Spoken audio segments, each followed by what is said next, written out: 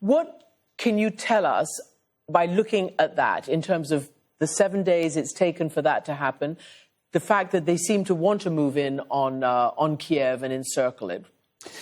I think the first thing is that it's quite clear that Putin is pushing for a land corridor to Crimea. I mean, that is an obvious objective. He's had Crimea under his in the Russian Federation since 2014. He's only been able to supply it across the Kerch Straits Bridge, and so of course he's looking to establish that land corridor down on the coast of the Sea of Azov. I think the second thing is the sclerotic way and the problems he's having in securing those key northern cities of Kiev, obviously, and Kharkov as well. And that comes down to, as I said earlier, the Ukrainian defences. But also, we should take comfort from the fact that once the Russians get stuck into the cities, they will slow down. Fighting in cities is really tough on the attacker.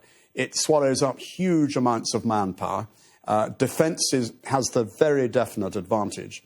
Really? So if there's a siege, if they try to besiege Kiev, for instance, the advantage is with the... Well, what I'm saying is that if the Russians start penetrating the cities to try and capture, street-to-street fighting is really tough. It's manpower intensive. The casualties are very heavy.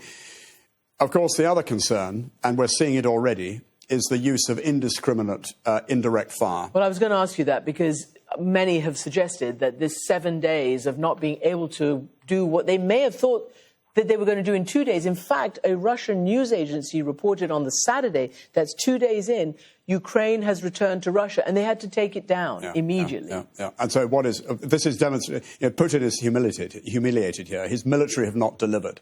So he is going to be ordering Gerasimov, the chief of the general staff, to get cracking, to get stuck in, and to use whatever means he needs at his disposal. That means against civilians? It will mean indiscriminate artillery fire in cities. I fear that we will see increased civilian casualties, increased humanitarian catastrophe, and ultimately, potentially, the levelling of cities. And I'm afraid to say that I don't think we've seen anything yet in terms of the destruction that's likely to happen. If you want to see what the Russians do when they destroy a city, look at what happened to Aleppo. Look at what happened to Grozny. I really, really hate talking about this, but Putin has done it. He has raised the stakes, and he has, in the first speech, he threatened, without saying it, consequences like you've never seen in your history if you try to interfere with us. Most people took that to mean some kind of nuclear response. Then he followed up on the Sunday by putting his nuclear forces allegedly on high alert.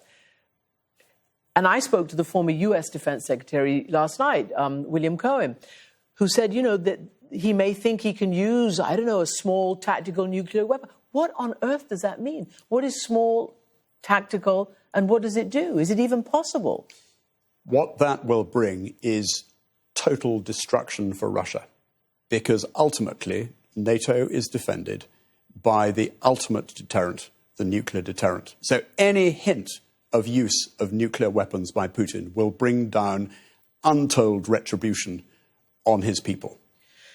Can I ask you what you think? I know you can't get into anybody's head and you can't get into the military chain of command in Russia, but what's going on? I mean, do the military not know what they were going to see on the ground? Are they not telling Putin? Do you think Gerasimov and Shoigu are actually sophisticated military commanders? Or is Putin calling the shots? What is going on the ground? I wish I knew. As I said earlier, I think this is a failure of Russian command and control, and the Russians are demonstrating that they're not as good militarily. They are very, very strong, let's be clear. They've got very good equipment, and they've kept up with the hunt. But then they're demonstrating an inability to move large forces. And it's a complex business. This requires the science of war. It requires complex training. And actually what they're demonstrating is a Soviet mindset here, which I don't think is up to the sort of demands. However, we shouldn't necessarily take comfort from that, because they will learn, and they'll learn very quickly. The other factor is morale, which is really important.